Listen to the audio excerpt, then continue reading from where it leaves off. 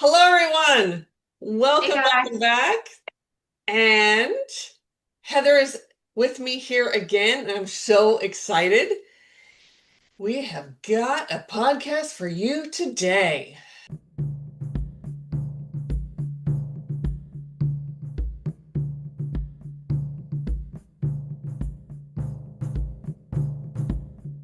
And you guys might get triggered on this one. I know you got triggered on the last one Heather and I did. Yes. Yes, there's some people who left. Who left, and it's like, no, no, no, wait, that's how you know you're supposed to stay. If you get triggered, Well, that means we did our job. it is, So, yeah. Yes, yeah, 100%. that's important because how else do you become aware Yeah. of what's going on inside of you? Mhm. Yeah, absolutely. We also had people in the comments say how much they liked it and they never heard of limerence before, which I Mhm. hadn't either. I was very, yeah, when I think they had the same experience that I did. It was like this total light bulb. I was like, ooh, this moment of clarity. And I actually, one of my students listened, and she now, just from that one podcast, from hearing about limerence, she'll actually, when she actually, it brings her to where she'll start feeling it and go, wait a minute, this is limerence. And it's Wow. exactly what I did. Yes, Wow. exactly what I did. It's what you can't unhear something. Once you hear Hmm. it, that's it, right? And once you know it, especially when that really lands for you, uh, Yeah. you can't unlearn it. So I thought it was fabulous. Today, we are talking about attachment disorders. Hmm. And I'm so excited about this. I know very little other than this came up. We were in a group meditation and we were talking about, which you all know if you've been listening to us for a while, that my mother was, uh, I call her a narcissist. She was not diagnosed with that, but I mean, it's pretty clear. And who knows what other mental illness she had. Uh, And if she was, narcissists are hard to diagnose because they're unwilling to get treatment. So, yes, yes, yeah. Oh, oh. So she and my dad, that's so funny you said that. She and my dad over the years would she would talk him into going to therapy, but it was so the therapist could tell him what was wrong with him.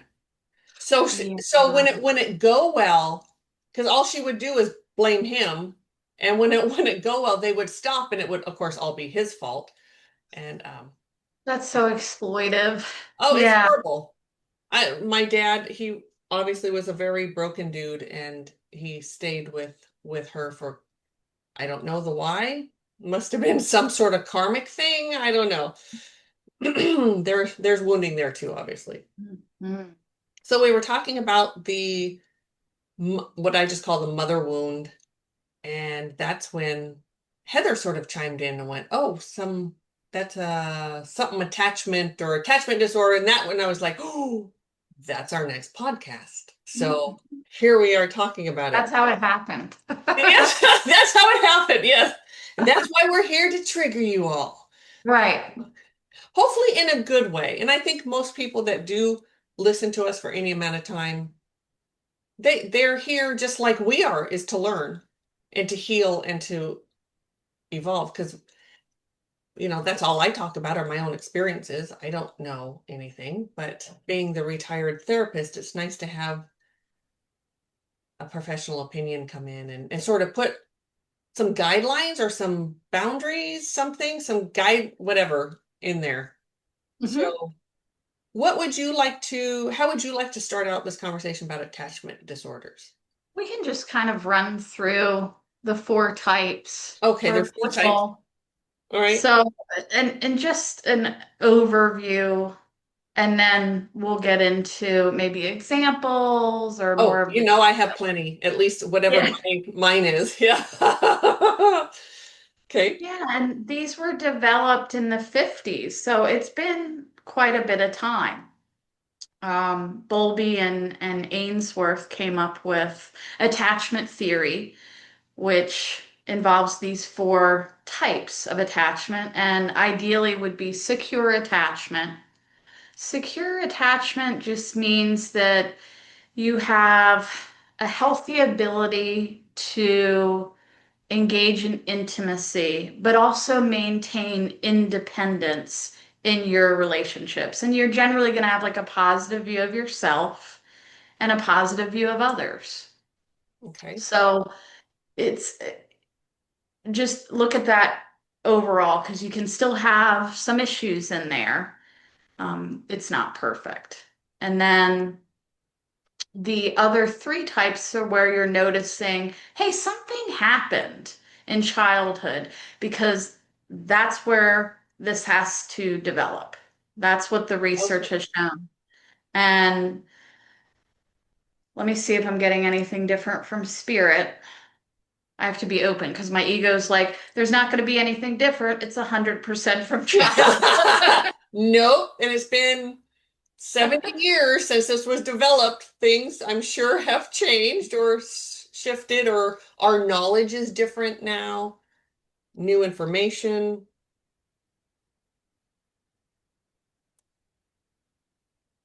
And while you're thinking, I'm just going to sort of, Yeah, so go ahead. it's not all, is what I'm getting. Oh, okay. I'm hearing most, but there are other variables and Like, factors. like I wonder- sub things, sub Other, categories. no, other variables contributing to the development Ah, okay.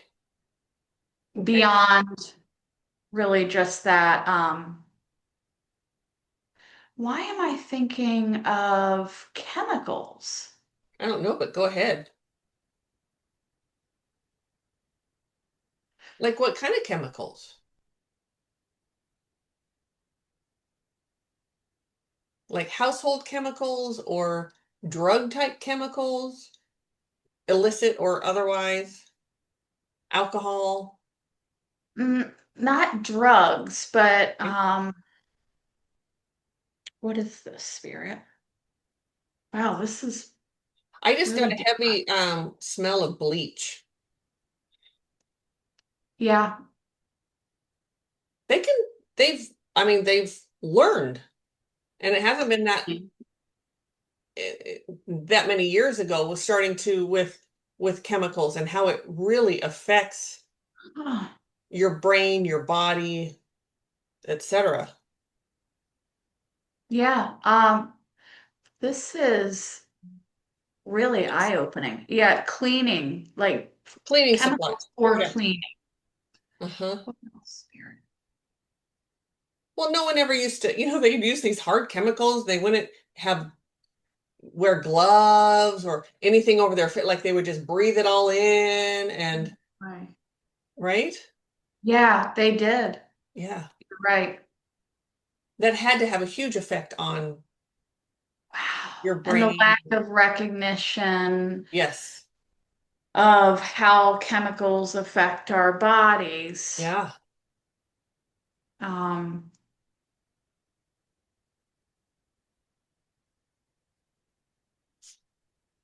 it feels like more chemicals than were realized in Mm. various everyday living.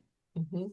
Even So, moisturizers, sunscreen, shampoo, everything they we're learning that they cheaper like petroleum, the cheaper versions of whatever they were using, they would put those cheaper ones at the petroleum. And I mean, they have all these big fancy names, but they put them in all of our products, yes. and they're still in a lot of our products.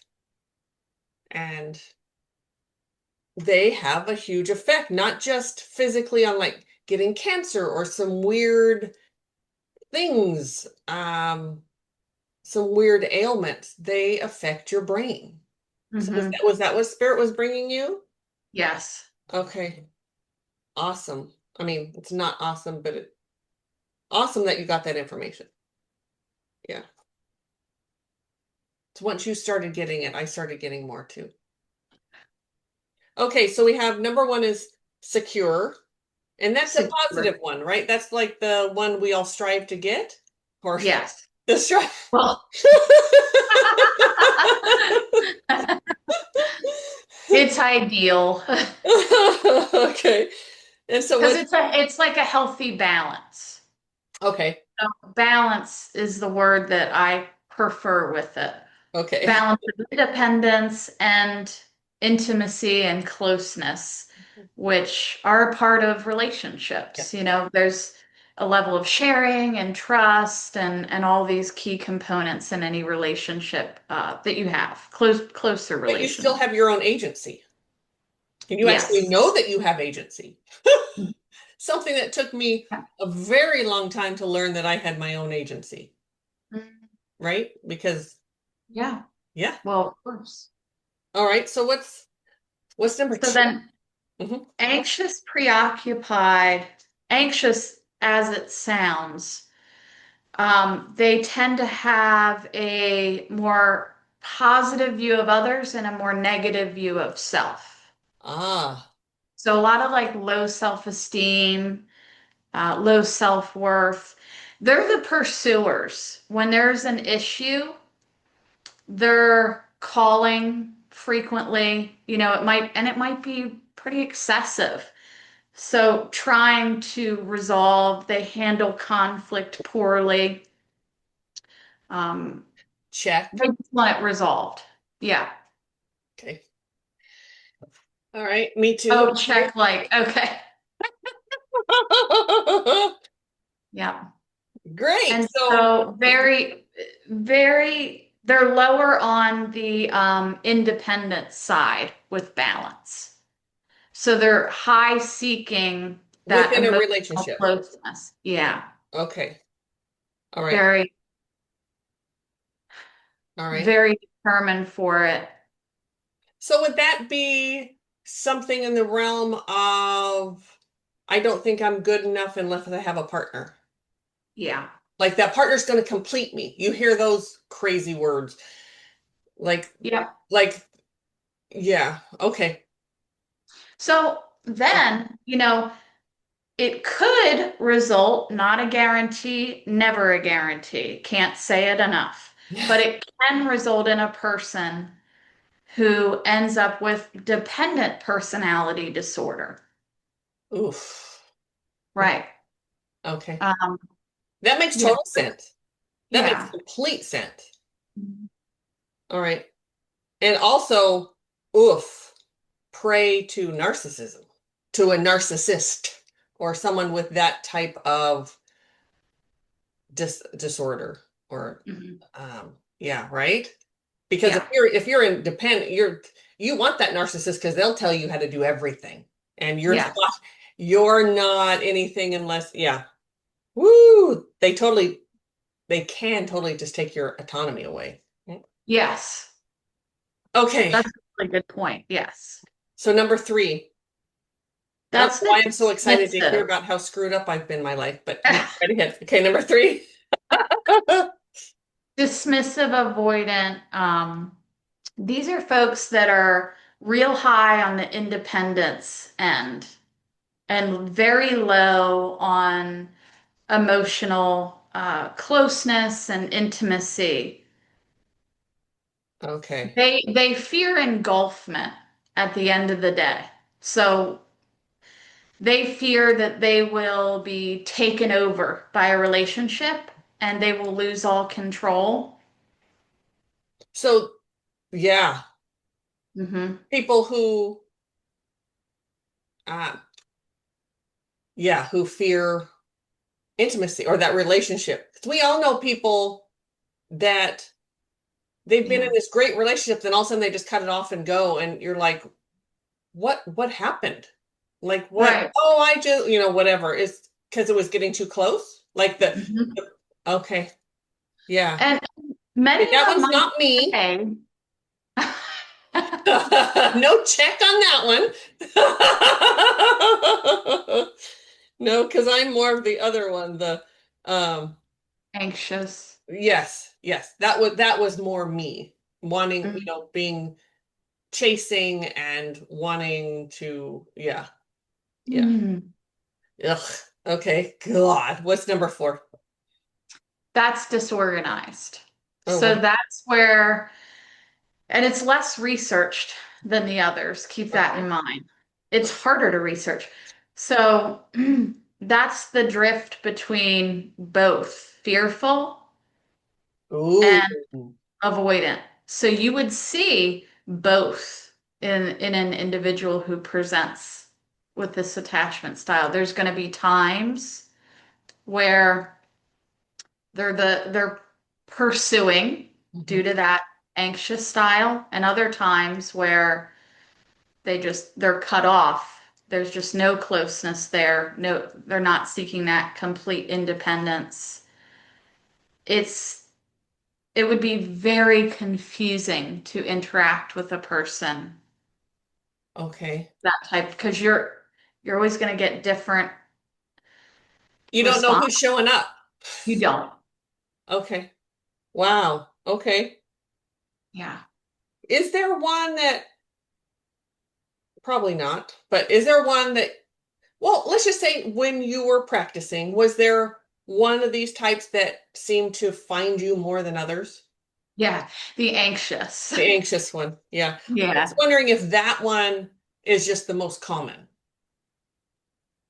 I don't know the statistics. I will say they're probably, I mean, At least for based on, you, they were, aren't they? That was the most common. Yeah. well, even based in, the very definition, they're going to be most likely to seek help. So, what is our data going to reflect on? Okay, that makes sense. Yeah. I think it would be hard to know what the correct statistics are because the dismissive is very independent, probably lower insight on this is causing problems in life for them. So they're not necessarily going to seek out counseling, and they don't want to seek out counseling that's going to cause them to be, you know, emotionally close with a therapist. May, Yeah, that's super would triggered. those tend to be like, if where would narcissism be in here? Like, would those people be more likely to be a narcissist? The dismissive Yeah. would, that Yeah. is the most likely to develop. If it does develop, it would be it from there. That was, my mom was that way. As you're talking, I'm like, oh my, these memories are coming back of, um, and I say it sort of quote, friends that she had, which really, people either stayed close or stayed around because my dad was so amazing. They loved my dad, and you kind of had to take her with him. Hmm. Or just they were just she was an alcohol, they both were alcoholics, but they were just drinking Oh, pals wow. or whatever, but she had no one close to her. She was so mean to everyone. Hmm. And so would that be maybe what she was? She like, they would run from her, I think. And so maybe that's not she, I don't know. But that could be the alcoholism too. Yes, it could. Yeah, so many Yeah. different. Yeah, absolutely. That's hard to Wow. parse. Yeah. However, I will say that, I mean, I want to use the words generally speaking, but it's probably better to say almost always. Folks, Yes. folks with narcissistic personality disorder, excuse me, if they have friends, they tend to be far away. They'll live at a distance. So there's little regular engagement. Well, that would certainly be her. Yeah. And I Versus like maintaining friends nearby where you're seeing them, you're hanging out, you're having picnics. no, that was never, no. She was mean. Who wanted to be around her? But also I think that was just part, she always found something wrong with everyone. There was always a reason. There's such, Um, and she Yeah. couldn't talk deeply. She could talk about your shit, your deep, like she could, she was a master at reading people and knowing what your weaknesses are. And Oh my gosh, she yes. was very happy to tell you what they are and tell everyone what they are. But you poked at her at all, and ooh, watch out, like duck. Okay, you need to duck, you need to run, you need to do something because she's not going there. That's scary. And I do want to say that mom just came in now, and she has crossed over. We all know that. We've talked about it. And she's this she's just not that person anymore. And I want to just sort of acknowledge that when you cross over and you go through all of that healing, you go through your life review, you get shit.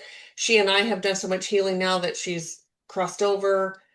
What That's the mom that I wanted. That's Yeah. the one that's right here, right now. Like, yes, that very, very stoic and strong though. Like she's not a yapper. She's not any of that, but she's Huh. just very, yeah, just a really kind, sort of matter of fact person. She had a little bit of that in life, but in a really like matter of fact that you're an asshole. That would be her matter of fact. Like, Wow. or whatever. Yeah. Anyway, had to say that. Um, Always manipulating. always, always. And so here's something. So we know my attachment disorder now. If I had to put one in, well, no. Now I really am more of that secure. I've done so Yeah. much healing over the years. And thank God, I'm almost 60. Hello. I don't still want to be in that mess. But looking back, that was certainly my that anxious preoccupied, I think you called it. Hmm. Hmm. Yeah. Um, and I would like to hear from you how you would help someone who has that. How do you help them like through that? One of the things that I've done, and you've actually helped me with this. So I don't know if it was specific to me or this was is how I'm feeling at the moment really clues me into what someone is doing. Like, so Yes. it's like, oh, I can feel myself wanting to make excuses or explain myself. And that for me has become a clear sign of you might be being manipulated. Like you need to look at this situation uh, Hmm.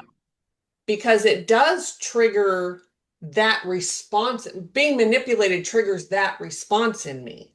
Yes. And that's been very helpful for me as so if just so you all know, I've had a couple of narcissists come through TCS recently, and I've had to draw very strong boundaries with them. Hmm.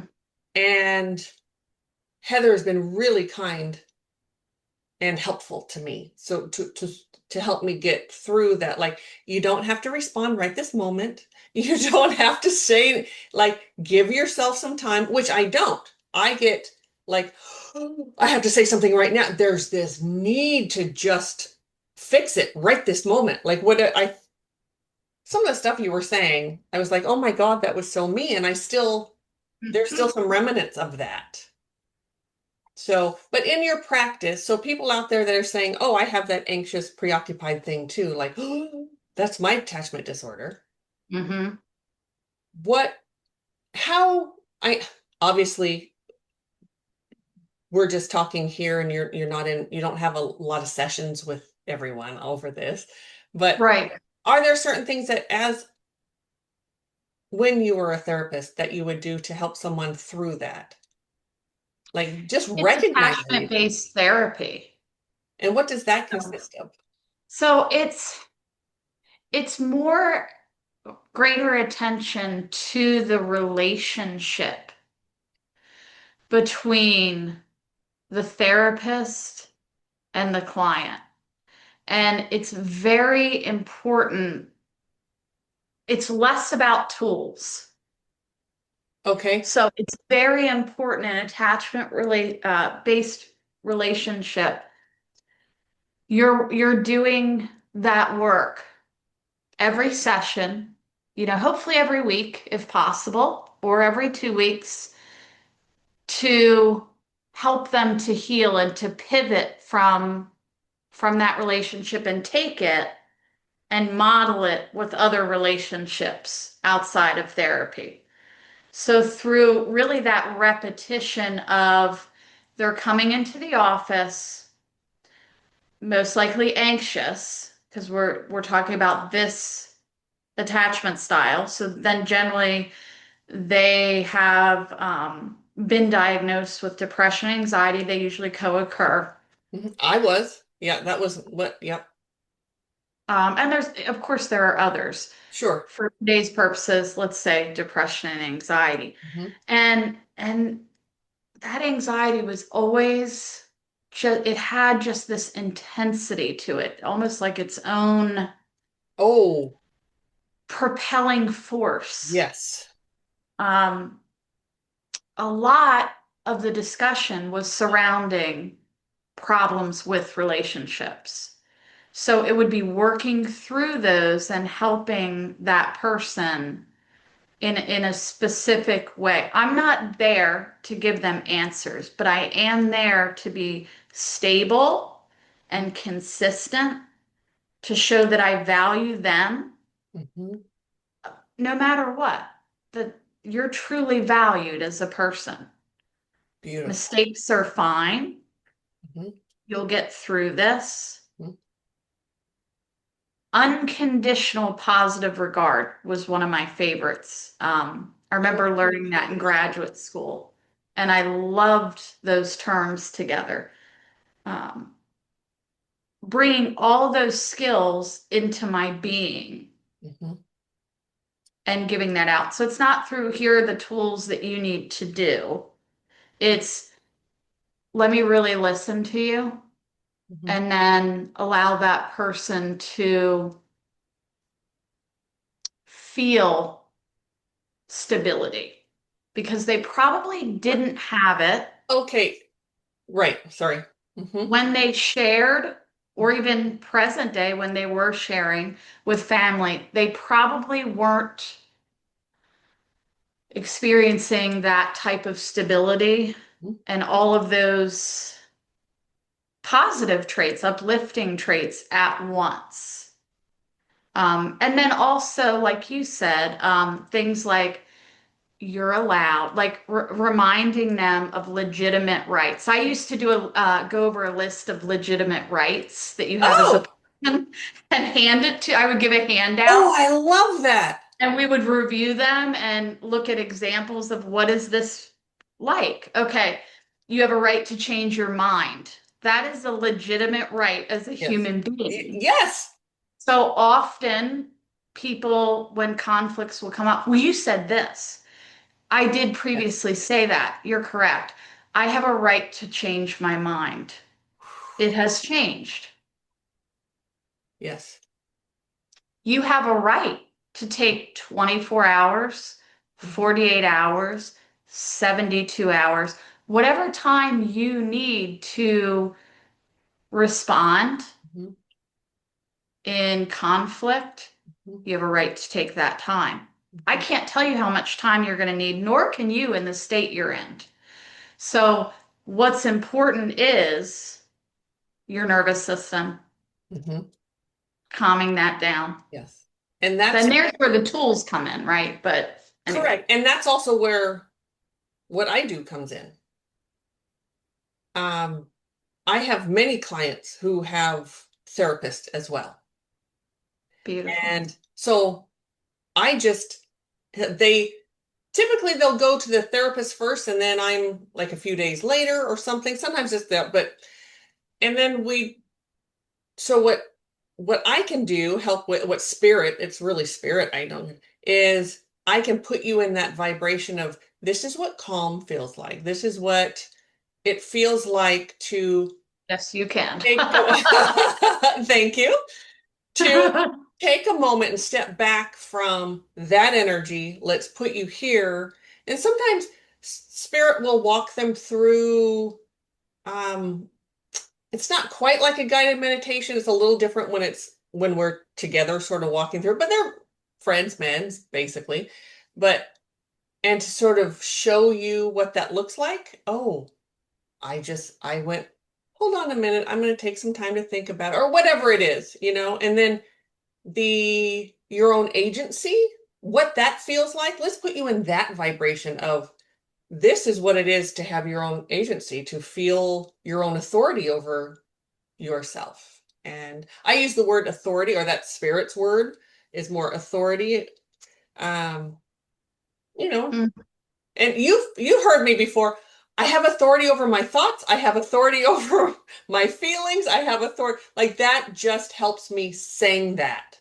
yes, And it gets me in the vibration where I need to be. So what we do can really complement each other with someone. definitely. And yeah, and sometimes tools are nice to have. I can remember the first couple therapists I had. One was in my 20s. Well, the first couple were in my 20s.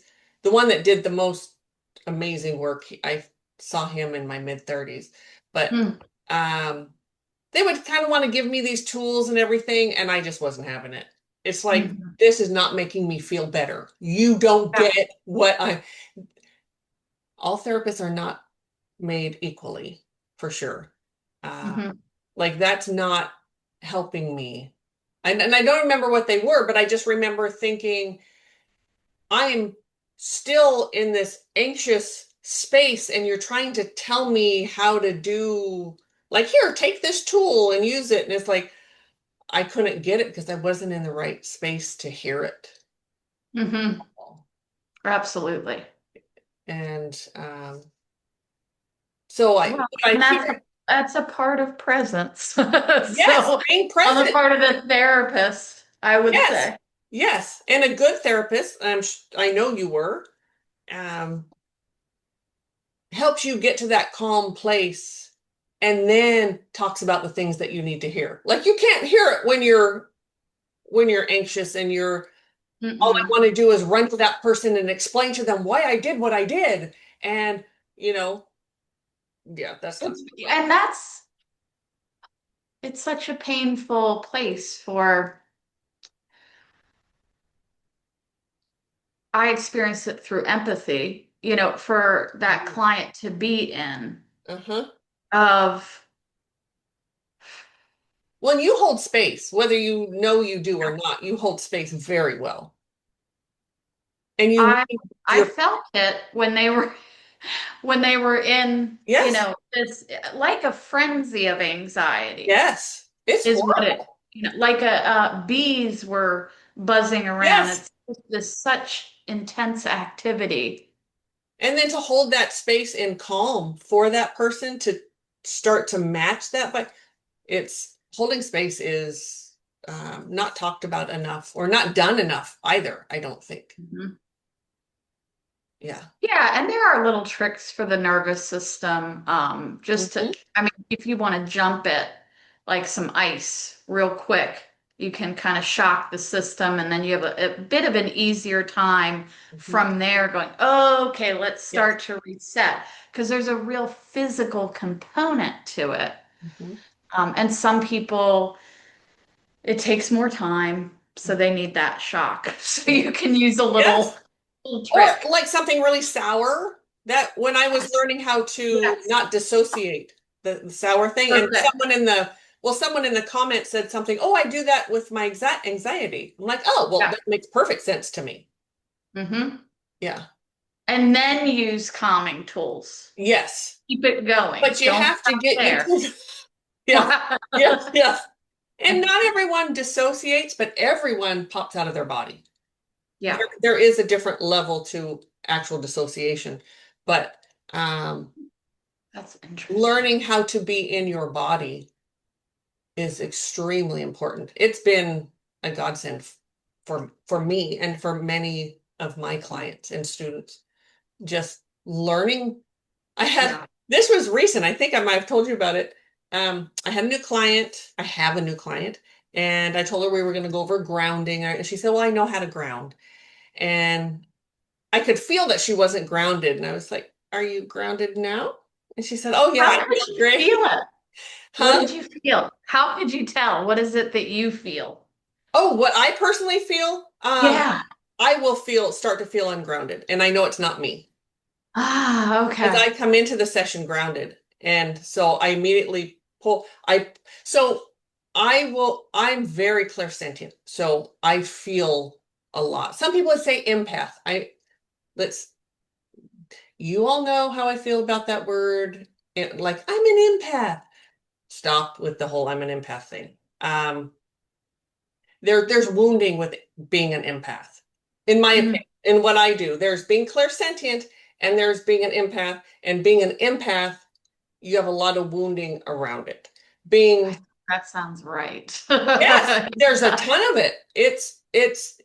And another thing that my beloved profession does is tell someone, oh, well, that's because you're an empath. So here's this really wounded person who needs help learning how to regulate themselves, how Yeah. to be present and get grounded. And now they have an excuse not to. Oh, well, it's because I'm an empath. No, Wow. you're getting triggered and wounded because of your wounding that does not make you an empath. So that's Hmm. my issue with someone saying I'm an empath, Mhm. is that it has been hijacked in this really sad way. Yes. Uh-huh. Yeah. Yeah. Yes. So my clairsentient kicks in. That's the first thing. I sit down with someone and I can feel where they are. Mhm. I feel what they feel. So I'm like, oh, yep, you're ungrounded. So I said, well, if you don't mind, I'm just going to get you grounded and then we can talk about it. And so I got her grounded, and like the first words out of her mouth were, "Oh, I guess I don't know how to ground." I said, "You're right." Yes, let's go over that. No, you don't. If you thought that was grounded, and most people do, most people Well, don't it's different when you do it. know. Because it was for me as well. I'm like, well, I guess I've never been grounded. Yeah, right. It's very Not different. not like the way that you do it. No. Yeah. And when someone else grounds you, it does always feel like you don't realize. Yeah. Yeah. Um, so you So brought me. up empathy. Hmm. When for a few years I worked with children, I worked at this children, they were dangerous. They were from ages, I think it was 7 to 12 was the age group I worked with. And um they couldn't get along in regular school because they were dangerous. Like one kid like stabbed, she leaned over his desk to talk to him. He took his pencil and jabbed it in her face, and Mm. like really traumatized children. And they cannot be with, sort of the general public. But they Oh, weren't so bad that they had to be stay in a hospital situation. So we were somewhere, this school that I was at was somewhere in the middle. Everything was locked down, like they couldn't get out of the doors or anything. And the my supervisor, we had there were real actual teachers, and then there were us. And they've changed the name of that particular position so many times now. I don't know what they call it, but so they were talking about empathy and how these kids just they don't know empathy. They have no idea. And so I remember getting a list of these words of what to say to sort of try to mirror that for them or tell them, oh, I hear that oh, you're saying this, or whatever. I think I can't remember the exact word, but something like, so you're feeling this way, or I hear you saying this. Does that mean that you're feeling this and that sort of thing. Ooh, yeah. Yeah, that's what, but they really didn't. They had no empathy whatsoever, which is really sad. It is. Um, So young. so young. Yes, there were most of them were sexually abused at a very, very well, I had them at 7 to 12, so that's a pretty young, but before they came there, they were, yeah, just horrific. Oh, But yeah. So it's like or that part of themselves got walled off. yeah, isn't that sad? Yeah. Yeah, and none of them were going to be adopted out. No one wanted to adopt a child so who know after they aged out at 18, I who knows what happens to them. There was one, and I I actually look for his name. We are going to see, he is going to be like uh kill a bunch of people or whatever, like whatever that's called. Mass No, the other one. murder Serial. Like or we serial. always said, oh, he's going to be a serial killer. He had, I mean, his eyes, he was only, I think he was 8 or 9, and there was nothing behind his eyes. They were just black. You had to be careful. There were always like two of us with him at all the time because he was scary. And he was like 8 years old. Yes. So, and it doesn't mean they're all just because you don't have empathy, but that's another thing with narcissists, right? They don't have empathy. They Psychopath. don't. They do not. Yeah. So would you, for people who maybe don't know, and I had to learn this too, the difference between sympathy and empathy? Hmm. Should we talk about that? Do you want to talk about that? Empathy takes it up a notch. Empathy is like, I really feel for you. Like, I feel your sadness. Mhm. Whereas sympathy is a bit more removed, I think is the best way to put it. So what would be, you had an experience and you're upset about it, and I go and I know and I had that same experience. So would I be sympathizing or empathizing with you? You're probably more likely to empathize because you're reflecting on your own Yeah. experience. Okay, that makes sense. Yeah. But it There's depends always on, a caveat in there. yeah, there should be. The um, There. I don't think it has to be that way. Mhm. I don't think there's anything wrong with sympathizing uh, one over the other. I mean, it depends on the place you're in. Mhm. It depends on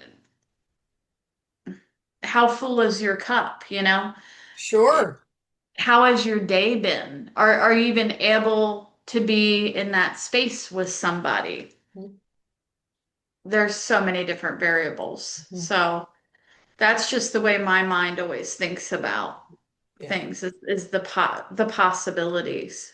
And you know when someone is faking empathy. I just want to Mhm. say you can feel that. Like don't. Like it's almost Right. like it's like just go. I'd rather you not say anything right now than try to make me feel like you're empathizing with me. Ugh, Yeah. that is so Yeah. It's gross. icky. It's so icky. It So is. icky. It's so awful. Sympathy. uh, Sometimes that's just the more appropriate way to go. And if that's the genuine spot you're in, Yes. I offer my condolences Mhm. is is what you do. Yes. Wow, this has been a big conversation. Is there something else you want to with attachment? I wish this is one of those times that I wish we were like live or something and people could ask, like, oh, I have this That would be question fun. about, yes. Yeah, there is. So as you were talking about how far you've come and you've moved to a Because you know it's secure all about attachment. me. We all know it's all about me. But yes, go ahead. But see, that's perfect because you can heal. Yeah, That's the point. This isn't a lifelong, you're never going to get better. no. You'll end up with all these other disorders because of it. This is to give you hope that if you've had any of these challenges, there are many paths to healing, Yes. and you'll find the ones that are right for you guys. Mhm. The idea is to keep going and to find those paths. Yes. If this is what resonates with you, keep looking into it. There's plenty of information out there. You can do some of your own work, and you can find professionals as well to talk to. Here's Just something keep I want to going. say. I'm an energy healer. We're not all created equal. Therapists are not all created equal. Yeah. You can change therapists or Oh, healers. yes. Please do. If you go and because I've heard people, oh, I don't really like them, or they bitch about their, it's like, why are you still there? Like you're paying them. This is your choice to be there or not be there. It is. So if there's not a connection, find a connection with someone. Right. As long as it's not some weird attachment thing, but it's like you have to feel comfortable with even like the one that I had, his name was Paul. He triggered the shit out of me every single session. But you know what? I knew he was right. Like I could feel that. I knew that this was the path that I needed to go down to get better. He was a very kind man. So so just being triggered is not enough to say, okay, I should go somewhere else. I'm sure there are people that do that too. They go somewhere, you tell them something they don't want to hear, they're gone, Yeah. Mm-hmm. right? So Oh, yeah. it's really thinking about taking time to really consider what's happening here. Why are you upset? But if you don't feel like if that person's just not doing it for you, then That's okay. There's it's plenty of them so out okay. there. Yeah, there are a lot out there. Yeah, and it's good, if you're getting started to take down a few different ones, at least three, and Oh, good. go and meet with, or if you choose online, talk to them online and see who seems to be the best fit. Maybe take a couple notes of what makes them seem like a better fit for you, or what's really standing out, and that can help you in informing your decision. I don't know exactly how therapists work, but I know with what I do, I will do a free consultation if you ask for it. And if you go to a healer and they say, no, I don't do that, to me, that's an immediate, okay, I don't want to go to this person. Like you shouldn't have to, you're paying money, like I'm $150 for a healing. I don't think you should have to spend $150 to find out if you like me or, I think there's a little Huh. step there. So have a consultation. And I always said, don't just, if they don't do consultations, I would pass on that person personally, I that would, healer so for healers, for okay, healer yeah, for healer. is different. Yes.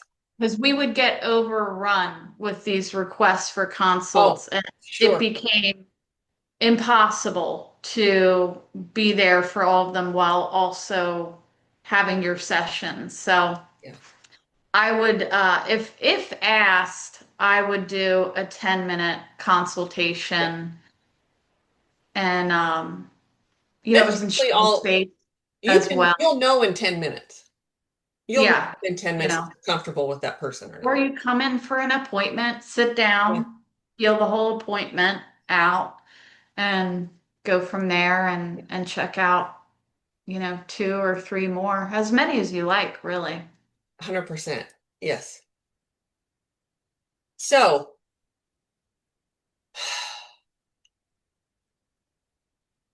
one of the things, so spiritually looking at these attachment disorders, and doing what, in the spiritual. I'm not just metaphysical. And I have to tell people that once in a while. Like, I'm more spiritual, and metaphysical just happens to come in because I'm psychic. Like that. Like, but I'm really more spiritual. Um, where was I going to go with that? With the attack? Oh, so Mm. it's working on, so whatever your attachment style is working, there's trauma there. What Mm-hmm. and trauma looks trauma doesn't just mean you got, you were abused as a child, like physically Right. abused or something like that. It's anything that sort of rewires you, It is. right? Yeah, you see Yeah. it the same way. Like, yeah. Well, even with like, if you look at the anxious type, for example, you could have a parent with a disability or an illness. And so they have less room to really be present for their child, or they might give some mixed messages because they aren't well. They could be on medications. They could have horrible headaches. The possibilities are endless. Therefore, as a baby and, a 1 year old, 2 year old, that child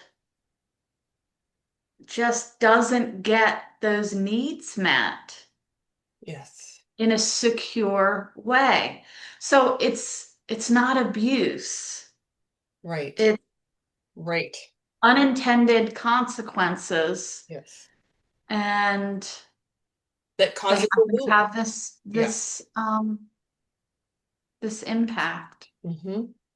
And yes, even though, so this is the spiritual part of it is, yes, I came in, I chose that monster of a mother. She agreed to be the monster of a mother for me. We agreed that there were lessons that I needed to learn. There's always free will rolled in there as well, but sort of contractually, okay, these are the things that I want to learn. I want to have this attachment disorder. That's the one that I want to learn in this lifetime. Boy, my mom came through. This woman, this is one, this, oh boy, she, woof. But, but it's all, but it's not an excuse. I think that's part of where I get upset with my own profession, is that almost kind of like the empath. We give people excuses. Oh, well, it's because you're an empath. Oh, it's because it's a twin flame.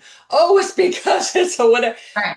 That doesn't mean that you get to excuse it away. Mm-mm. So sometimes putting, like saying wounding, you hear people say, oh, that was the trauma or that was the wounding. And it's almost, they use it like an excuse. Like, it's okay for me to be this way because I was Mhm. traumatized. And it doesn't really work that way, in my opinion. Um, Knowing that it was trauma to me is helpful to know. Like that always made it's like, oh, okay, I have a wound here. Yes. There's a reason. So let's heal this and see what does this look like healed for me? Hmm. But that's one of the things that with my beloved profession that bothers me, is their sort of excuses to Mm. behave badly or to stay in that cycle of abuse or whatever it is because, well, it's what's supposed to happen. Well, no, once you realize it, that's your ticket out. It is. That's when you know it's not supposed, like, really, it's kind of like, okay, now you know it's not supposed to happen because you're now aware of it, Yes. right? Yeah, Yeah, once that awareness kicks in. yeah, which I love that awareness piece. Hmm. That's really a fabulous thing. Um, It can be jarring, it yes, can hit you and really shocking to the core. Yes. And so our parents are the ones, so from a very early age, we learn they are not only parents, sometimes it's whoever your caregivers are. Yeah. Whoever that it could be grandma, it could be your aunt raising you, it could be and really and the extended people too, Hmm. right? Siblings, whoever's around you, but really that main caregiver is kind of, I guess I'm asking you, is that who you most likely Yes. get your attachment? That's where you learn that, Hmm. right? Yep. Now, what if, let's say your mother, she's very secure. She has this secure attachment thing. She teaches you that too. But then you have, let's say, for some weird reason, there's some psychopath living in your house. Who knows who that could be? Maybe she invited her brother who's crazy to come in and he's got some things. Hmm. And could you learn a different attachment from him, even though, your main caregiver is has this beautiful, secure attachment thing? Would it kind of transfer like that, or it's really, Well, my question would be if yes. the mom is so secure, Why why would would she she let this allow? person in the house? I know you're not intending that way, but this is what happens with my. Okay, how about this then? Okay, let me switch it.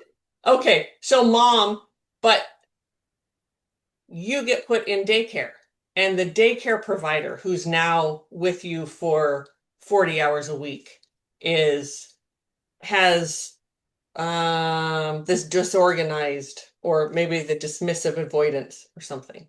I don't know why they'd be a caregiver, but they strange things happen. Or is So the child could be resilient based on caregiver at the mother at home recognizing that the child's behavior is has changed.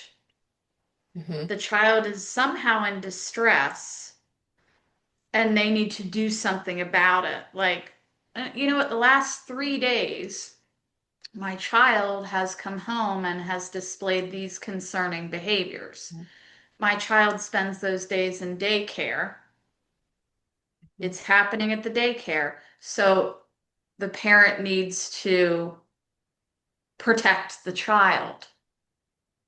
So if the parent does not protect the child, then you're going to have some serious damage. Now, what about the parent who then takes them out of that daycare, puts them in another daycare, the same thing happens again. And then they take them out of that daycare, put them in another daycare, and it happens again. Would you start looking at the mom at that point? Like there's something else going, like what's the That would be common awful. denominator here? Yeah. I mean, that would just be so unlikely to happen. But if it did, Right? Then the child very possibly is doing something. There's some behavior there that not causing it to happen, but um, we attract those people. Like if I don't know yeah, what I'm trying to say exactly. Yeah, I don't know. I It would just hope that, mom would have had other professionals involved mhm, yeah. after the first one and would have taken their child, well, first to their primary care doctor, and this is what, I've observed. I need some help. They would have received a referral to an appropriate, child provider, getting other people involved, resourcing is also providing care. It's not doing it, all on your own. So there is someone out there listening that needed to hear that. Okay. I'm just gonna say I can, yeah. So Yeah. that's where spirit took me down. I'm like, I don't know why I'm going down this path, but I'll follow it. I'll do what you're telling me to do. But someone needed to hear that. And it's okay to not just believe that daycare worker, and to get, if you want to look at it as a second opinion, or so, you have every right to do that.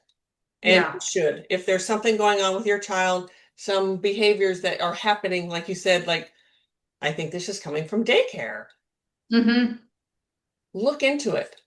And I know Yeah. some people, some moms get really like they don't want to offend the daycare worker, or they don't, or they just want to, the daycare worker says nothing's happening, I don't understand, and they just want to believe them, which we do want to believe them. But you need to, but what's going on with But the your child? child is the one who's vulnerable and can't fight for Yes. him or herself. Yeah. So no matter what, the daycare worker is an adult and can handle it. They can handle some discomfort, but your Yeah. child can't. Yeah. Beautifully Um, said. yeah. Beautifully said. So go for it. And who cares what the daycare workers' responses and reactions are? They'll have them, let them have them. Your duty is to your child. Get it figured out. Yeah. Thank Yeah. you. Someone needed to hear that, and I appreciate that. Yeah. Okay. Is there anything else we want to talk about with this? I know we kind of went all over. That's kind of what happens on my podcast. I take us all over the place. Is there something else before we wrap this up that you want to talk about with detachment disorders?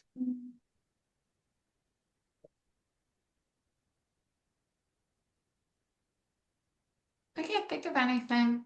Okay. All right. If any of you have questions, please put them in the comments section below. Of course, if you're on YouTube, if you're on a listen only platform, you can email us questions if you'd like, tcs@everydaypsychics.com. You'll find us, and you'll find all kinds of stuff on the website. It's still continually in motion. We're changing the website all the time, or boosting it up, or whatever that is that we're doing over there. But it's getting there. And if you haven't looked, you have to go. We have some really cute little whatever they're called, like little cartoon characters of us, or whatever you call Yeah. them. Yes, they're Yeah. really cute. They're really fun. So thank you all for tuning in. Thank you again, Heather. And Heather's going Thank to you. join me probably. We'll see, maybe once a month or so. Get her on here, and that would be fabulous. So, all right. Thank you, All everyone. right. Thanks. Take Bye. care.